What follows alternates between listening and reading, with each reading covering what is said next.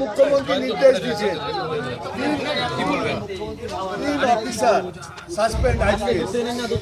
এই মানে নির্দেশটা আমাদের যিনি প্রাক্তন মুখ্যমন্ত্রী তিনিও কিন্তু দিতে পারতেন, কারণ তার আন্ডারেই আমার মেয়ে স্বাস্থ্য দপ্তরে চাকরি করত, কিন্তু তিনি ব্যাপারটাকে ধামাচাপা দেওয়ার চেষ্টা করেছেন। আর আমাদের নতুন যিনি মুখ্যমন্ত্রী তিনি এটাকে ফাইলটা খোলার ব্যবস্থা করেছেন।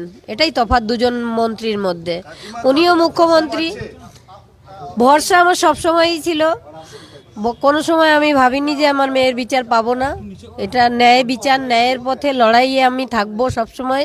শুধু আমার মেয়ের জন্য নয়, সমস্ত মেয়েদের জন্য এই লড়াইয়ে আমি সমস্ত মায়েদের বলবো যে আপনারাও প্রতিবাদ করবেন।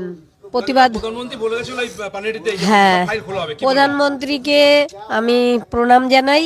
তিনি বলেছিলেন যে ফাইল খোলা হবে এবং